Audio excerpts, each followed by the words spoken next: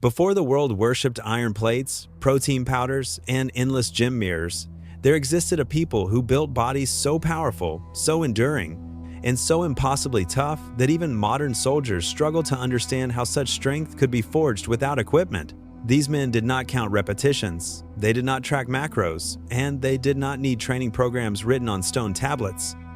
Their entire world was the training ground, and every breath they took was part of a discipline designed not to carve muscles for admiration, but to build bodies capable of surviving cold, hunger, agony, and war. These men were the Spartans, and their strength was not sculpted by gyms, but by life itself.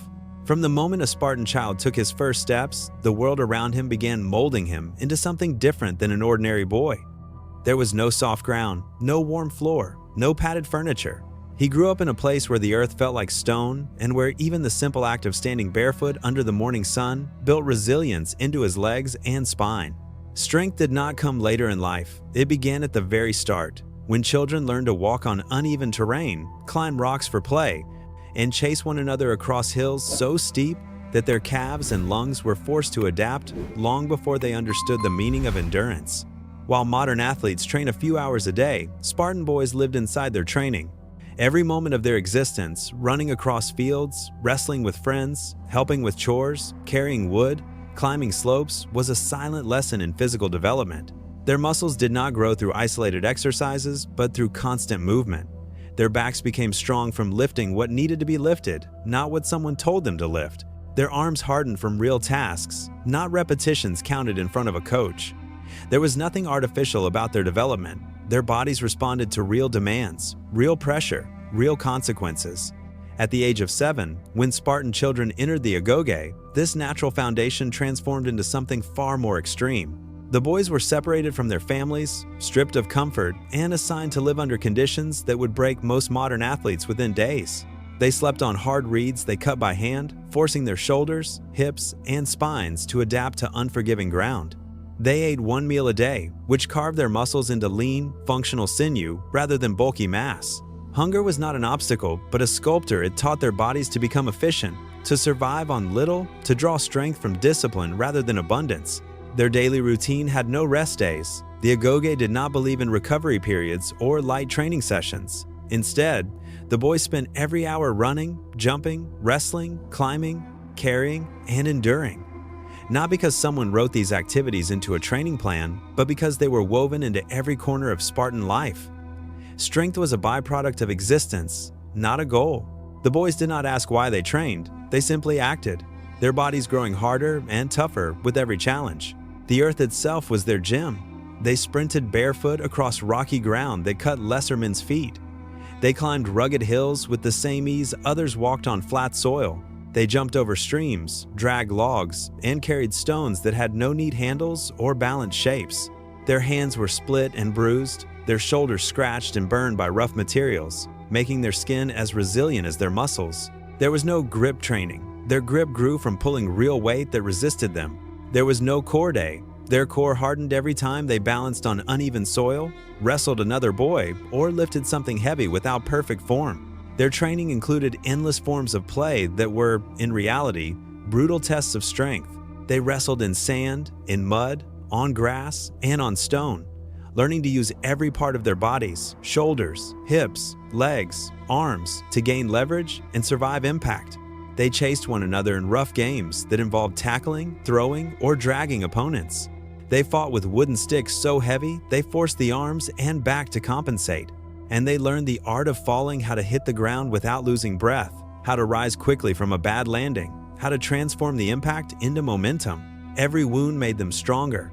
The Agoge did not shield them from injury. If a boy twisted his ankle, he walked on it. If he scraped his arms, he kept wrestling. If he bruised his ribs, he continued training with slower, steady breaths until the pain dulled. The instructors believed that protecting the body created weakness. Exposing it created power. Their muscles learned to work even when aching. Their bones learned to withstand pressure even when tired. Their hearts learned to keep beating in rhythm even when lungs burned with effort. Unlike modern lifters, Spartans did not train to isolate muscles, they trained to unify them. Every movement was compound because every movement was demanded by life. When they carried stones, their legs, backs, arms, and core worked as one. When they climbed hills, their lungs expanded like bellows forged in heat and hardship. When they wrestled, their bodies became fluid weapons, adapting to opponents with instinct rather than thought. But perhaps the most profound difference between Spartan strength and modern strength lay in their minds. For the Spartans, the body was not built to look powerful, but to be unbreakable. Muscles were not decoration, they were armor. Endurance was not a metric, it was survival.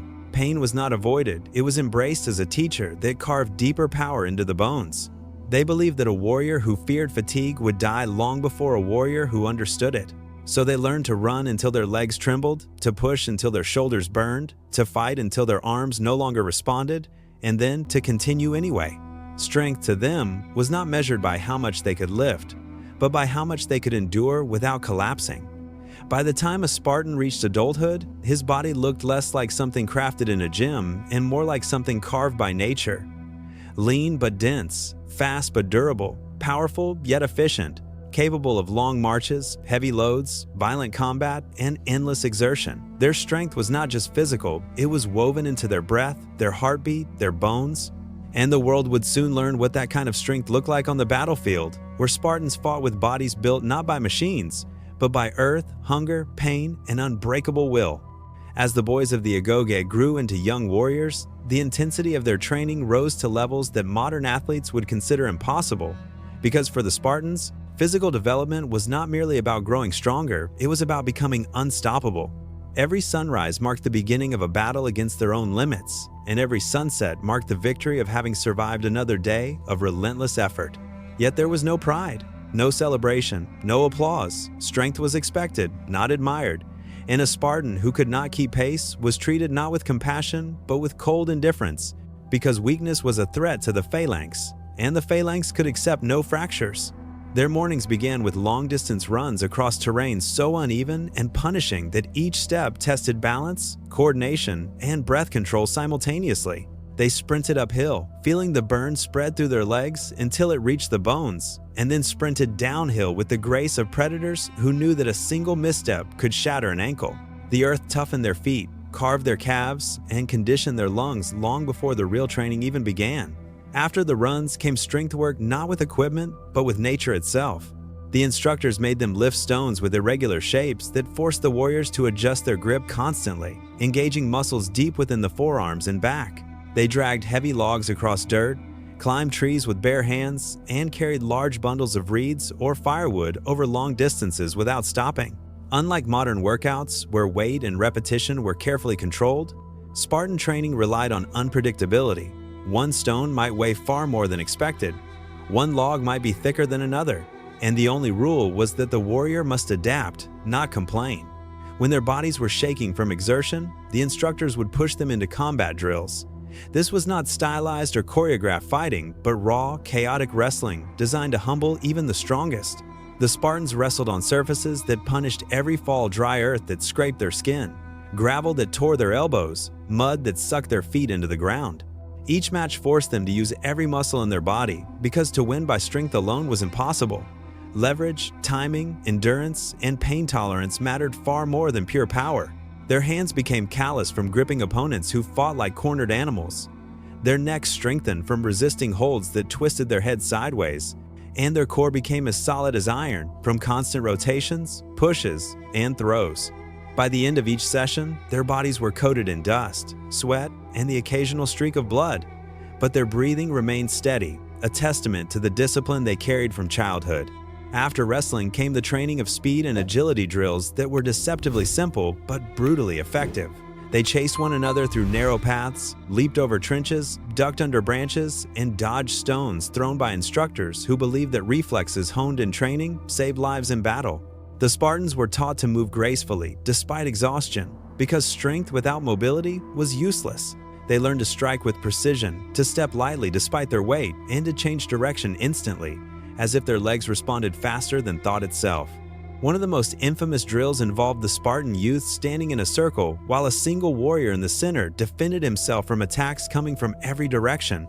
The blows were delivered with wooden sticks or shields padded with reed, but the attacks were real violent, chaotic, and relentless.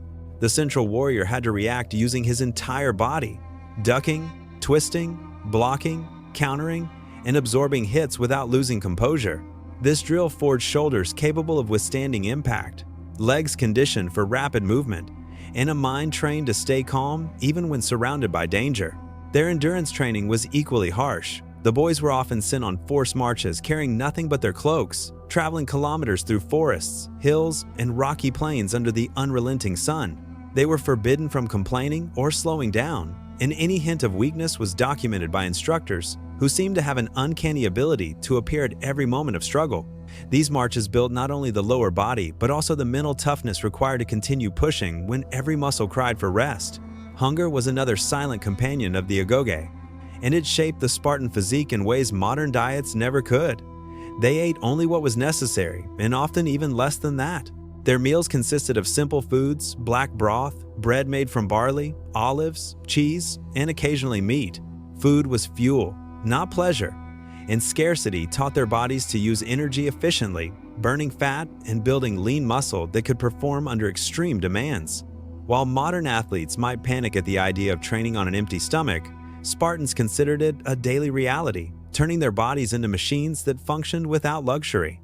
Discipline extended even to how they recovered. Instead of resting on soft beds, the warriors slept on the same reed mats they had used since childhood, allowing their spines to harden and their posture to strengthen naturally. They learned to breathe deeply during sleep, to let their bodies recover with slow, rhythmic respiration that repaired muscles and calmed the mind. Even rest became training. Their evenings often ended with contests designed not to measure athletic performance, but to crush pride and rebuild humility.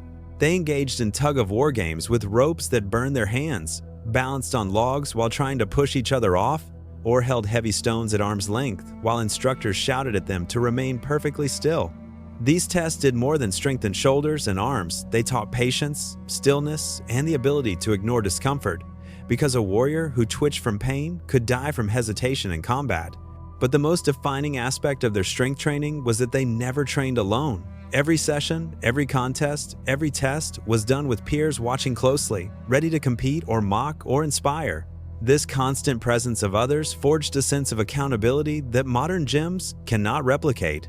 A Spartan who faltered wasn't simply failing himself, he was failing his brothers, and the weight of that shame lifted more than any stone ever could. Through these endless hours of hardship, the Spartan body became something unique, not the swollen, sculpted form admired in modern bodybuilding, but a lean, dense, unyielding structure built for speed, power, and survival. Their muscles were not inflated, but tightly packed. Their bones were not fragile, but fortified by constant impact. Their tendons were not soft, but hardened through repetitive stress and adaptation. Everything about their training was designed to remove weakness, not to showcase strength. And when battle came, the world would witness what such training created: men whose bodies did not break when pushed, men who moved with grace despite exhaustion, men who could fight for hours without collapsing, and men whose strength was woven not from weights but from will. When a Spartan finally stepped into adulthood and stood among the ranks of the warriors who would shape the fate of Greece, his body was no longer simply the result of training, it was the outcome of a lifetime spent forging strength through hardship, discipline, and relentless purpose. What the world saw when a Spartan marched into battle was not the swollen physique of a weightlifter or the sculpted symmetry of an athlete trained for competition, but the lean, dense, unyielding frame of a man whose every muscle had been shaped by necessity, whose bones had been tempered by impact, and whose endurance had been honed through years of continuous struggle. They did not look like heroes from statues, they looked like weapons that had been sharpened since childhood. On the battlefield, the difference between a Spartan and other warriors became immediately clear. While enemy soldiers fought with bursts of energy that faded quickly into exhaustion, Spartans moved with a controlled, deliberate rhythm that never faltered, even when their bodies were pushed to the edge of collapse. Their breath flowed with the calm consistency of men who had spent their entire lives learning how to control it. Their footsteps struck the earth with the steady confidence of men who had run across rocky terrain barefoot since youth. Even in the chaos of battle, when dust choked the air, when shields clashed violently, when blood turned the ground to mud, the Spartans maintained the same focused discipline that had guided every moment of their training. Their strength did not come from single movements trained in isolation, but from the raw, functional power developed through years of carrying, dragging, lifting, climbing, wrestling, and enduring tasks that demanded the entire body to work as one. When a Spartan pushed his shield forward, the force came not only from his arms or shoulders, but from his legs, his core, his back, and from the deep reservoirs of strength built through hardship. They struck with precision, defended with resilience, and moved with an efficiency that made them appear tireless. The phalanx itself was a testament to their physical unity. It demanded synchronization so perfect that any weakness, any trembling arm, any faltering step, any moment of hesitation could break the formation and doom the entire line. But Spartans had spent their entire lives training side by side, developing bodies that moved together as one and minds that trusted the brother to their left as much as they trusted themselves. Their strength was not individual, it was collective, a shared identity shaped by sweat, pain, and expectation. Their armor was heavy, their shields immense, and their spears long and unwieldy, yet they carried them as if they were extensions of their own limbs. An ordinary soldier might collapse under such weight after a few hours, but Spartans fought from sunrise until the sun dipped below the mountains, their muscles fueled not by comfort but by purpose. They had learned to convert pain into focus, fatigue into momentum, and fear into clarity. Even their injuries spoke of their resilience. A Spartan with a broken nose, a bruised rib, or a cut across his thigh did not hesitate. He breathed through the pain, adjusted his stance, and continued fighting.